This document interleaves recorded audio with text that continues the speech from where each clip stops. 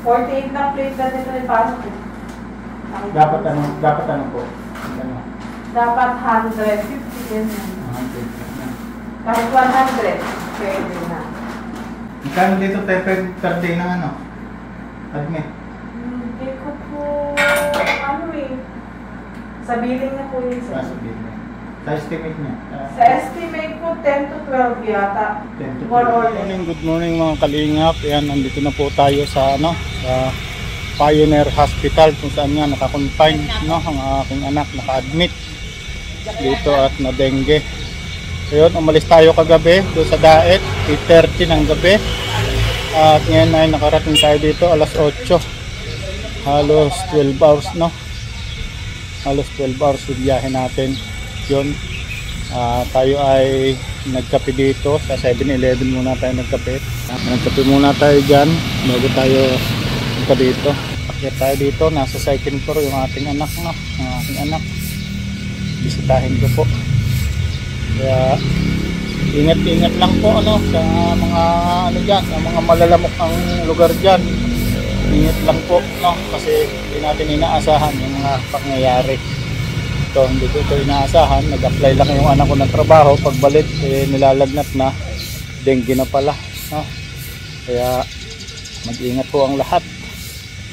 Bilang isang magulang, siyempre nag-aalala. Kaya tayo ay umuwi dito sa Laguna para bisitahin natin yung ating anak at alalayan ang aking asawa, no? Kasi masyadong nag-aalala ang aking asawa. Kaya tara, pasukin po natin, no? Pasok na po tayo. Ito na po. Kaya napatulog si Nick.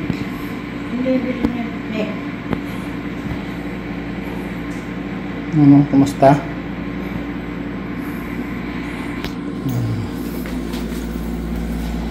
Ang balat mo. Ang nararamdaman mo?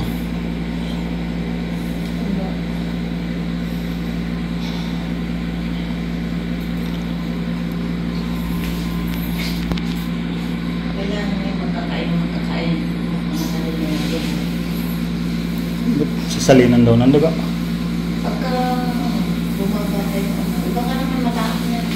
Nakadalawang na yan ang dugo kahapon. Ano resulta? Wala na ka resulta eh.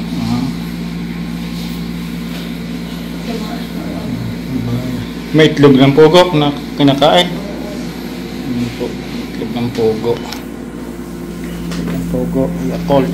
Ito ata magpataas na ano.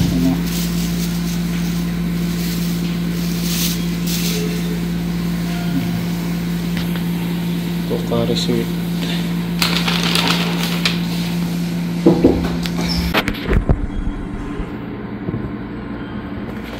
Bawal mo may kulay na ano, pagkain. Pag po may kulay ang rasyon, kahit po ang kakain, bibili niya lang po ng wala.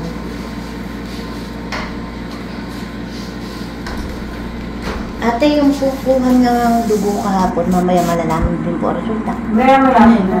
Dapat kinunan po. Pero na po yung kahapon, makarelay na po sa doktor. Ayaw po kahapon. Mamaya po magrarang si doktor.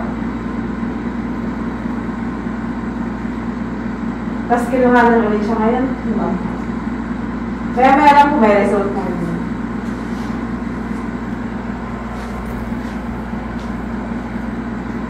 Dapat ay, pag nawawala kasi ang lagnat sa napay dengue, doon bumabagsak ang platelet. Kaya kailangan mo kakain at saka inom. Pag nawawala ang lagnat, bumabagsak. Oo. Bumabagsak Kaya, kasi. oo. 48 na plate na dito ipasok eh.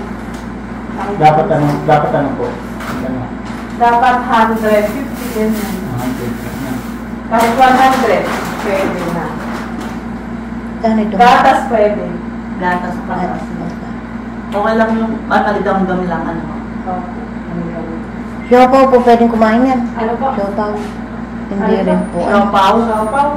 May May kulay. kulay po kasi. Oo, kaya. 6.5. Gatas Hindi na. din pwede. Wala na din. Butas. Oo nga. Pag grapes po, babalatan. Apple, babalatan. Pag saging, Pwede rin. babalatan din. Babalatan din. Mahirap pag hindi binalatan. Magkano dito tayo per day ng ano? Admit? Hindi ko po, ano eh. Sa billing na po yun sir. Sabihin niya. Sa estimate niya? Sa estimate po, 10 to 12 yata. 10 to 12. More or less. Oh. 10 to 12,000? Mga po yung Philippines. Walang PhilHealth. Hindi ko nasakop Yun lang. Opo. Dapat kumuha. Kaya kay Sabado din ko naman. 18 years old dapat kumuha. Ano na yan? 23 na yan eh. Ay bago lang po kukuha, bigla naman kasakit.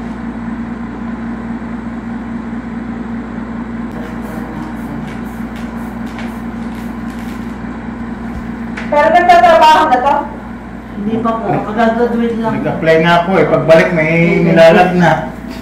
Kagagraduate lang. Nag-apply. Tapos pagbalik, yan na ang nangyari. Kaya ako nga, umuwi ako galing pa akong Bicol lang. 110 180 na. Mataas na. Ayun lang ano. BP niya. BP.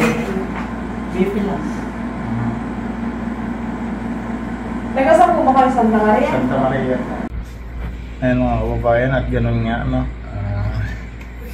Mas mahirap talaga magkasakit kasi ano 10 to 12K ang estimated dito ng nurse sa per day dito sa room no. Medyo may kalakihan kaya mahirap magkasakit no. Kaya ingat-ingat po ang lahat lalo na do sa may mga ano ng mga maraming lamok no. Siyempre lagi po mag-ingat kahit naman po anong ay mag-iingat. Ito nga nag-apply nga po itong aking anak. Pagdating po inilalagnat, hindi naman po alam namin na dengue na pala kaya lumipas pa po ang ilang araw umiinom ng gamot. Hindi po talaga nahihibasan kaya nagdesisyon na po na dalhin sa center. Nag-examine ng dugo nang nabasa yung result may dengue pala, may dengue fever na kaya napakahirap po no. Siyempre bilang isang magulang nag-aalala kaya kahit malayo po ang dait sa Laguna, Santa Maria Laguna agaran po tayong umuwi at bumiyahe nga po tayo ng halos 12 hours. Umalis po tayo doon ay yung bus ay 8:30 PM at dumating po tayo kanina dito ng alas 8 ng umaga. Ganun po katagal ang biyahe no. Yan po yung aking anak no. Dahil nga po gusto niya kaagad magkatrabaho. Ayan, kaso sa hindi inaasahang pangyayari ano siya, nagkaroon siya ng dengue. Paswero po siya kasi ang kailangan palang pagkain ng may dengue ay puro plain. Bawal yung may mga dikulay. Bawal yung may dikulay, puro plain. Bakit yung saging kulay yellow yun ba't pwede? Plain na yellow. Hindi, pwede raw yung saging. Itlog. Kain kanik ng itlog ng pugo. Pagdano ko na ayaw ko kumain. O lagi kang kain ng kain. Kahit medyo busog-busog, kain lang ng kain. Lagi kang kakain. Pati yung bantay dapat kumakain. Pati yung bantay dapat kumakain.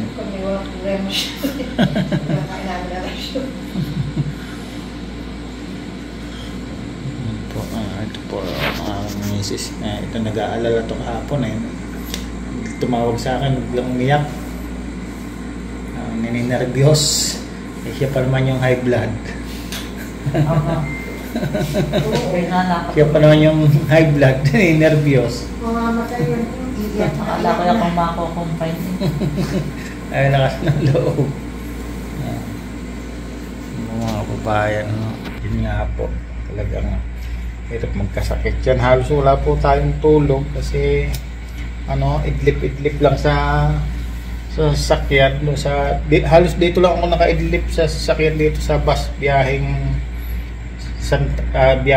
Calamba, Santa Cruz kasi doon sa Daet to Turbina hindi ako makatulog kasi nandun ako sa Puwitan kumakalabog, tumataas ang puwit talaga pag dumaan sa lubak. Bilis ng bus, pag dumaan sa lubak, angat talaga ang puwit mo. Lutang ka sa upuan mo. Ganon, pag nasa dulo. No? Ngayon lang uli ako nakasakay sa dulo ng upuan ng bus. Hirap, hindi ka makakatulog kasi nandun lahat ng galaw, ang tal-tal ng bus, kaya hindi po talaga ako nakatulog. At isa pa po, bihasa po ako sa biyahe, na pag bumibiyahe talaga ng malayuan, hindi po ako natutulog, no? Hindi po ako natutulog sa biyahe, kaya bihasa po ako dyan kahit saan po ako, kahit service, hindi po ako basta-basta natutulog, lagi pong gising. Kaya ito, nakaidlip man siguro, konting-konti lang, pero okay na yan, makaidlip ka ng konti, malaking bagay na yan. Sanay din naman tayo sa puyat. Yan, kita nyo, may eyebag na tayo. Laglag na yung eyebag natin sa puyat. Wala na sa ospital. Wala nang pansanay sa mukha. Wala sa kulay. Pray lang po tayo. Samahan niyo po kami mag-pray para sa kalakasan, kagalingan ng aking anak. Sana gumaling po kaagad kasi mahirap po dito yung nasa ospital. Mahirap po, no? Mahirap po pag nasa ospital. Hindi niyo po alam kung anong gagawin pag may kaya napakahirap. Lalo na yung iba na iba yung sakit, lalo mahirap ito. Dengue pa lang to, pero mahirap po. Siyempre hindi mo mag-isip. Iisipin mo yung pasyente mo, iisipin mo yung bill mo, iisipin mo lahat, naiwan mo doon sa bahay, lahat isipin. Kaya mahirap po talaga magkasakit, no? Napakahirap magkasakit. Mga kababayan, talaga napakahirap.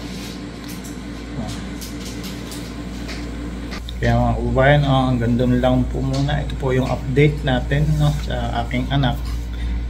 Dito nga, nakarating na tayo dito sa bayan po ng Siniloan po. Ito nakakonfine sa Pioneer Hospital. Sa private po ito, no? Kasi doon sa semi-private puno na po. Doon sa panggobyernong hospital sa Pakil ay puno rin po. Kaya dito na po inadmit sa Siniloan, no? Kasi mas malapit-lapit. Kailangan daw po dito na ma-admit na talaga kaagad. Kaya dito na po dinala. Kahit mahal, importante, mas mahalaga po ang buhay kaysa pambayad. Bagamat mahalaga ang pambayad, pero siyempre buhay muna bago ang pambayad. Kasi yung pambayad nagagawa ng paraan, pero ang buhay kapag nawala na, wala ka nang magagawang paraan. Kaya yun po, no?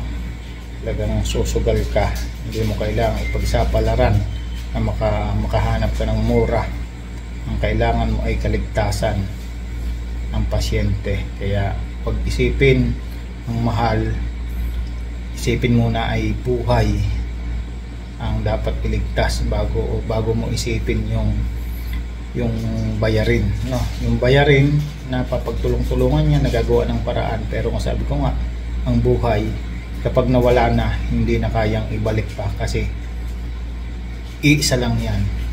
At wala nang rewind yan, wala nang replay ang buhay, no? Kaya shoutout po muli, no, kay Maring Sultan, nagbigay sa atin ng 1,000 pamasahe natin. Maraming salamat sa iyo. Siyempre shoutout din kay Ate Lerma Tanaka, kay Ate Berto Suman, kay Miss Formosa, shoutout po. Maraming salamat po kay Andra Mira Siner, kay Ate Helen Marpil, kay Ate Bepre, kay Eddie Wow. Shoutout po. At kay Ate Berto Suman, kay Ani Haramilya, kay Mambeng, siyempre kay Paring Gab, kay JP Alibio, kay Isla. Salamat sa inyo. At sa lahat po ng ating viewers, subscriber, maraming salamat po. Siyempre kay Kuya Bal, kay Ate Edna, salamat din po. Maraming salamat po. At hanggang dito lang po muna ang ating vlog, ang ating update. Mamaya po uli o bukas update po uli natin kung ano na ang resulta o kalagayan ng ating pasyente na aking anak. Maraming salamat po and God bless po sa inyo. Bye-bye po.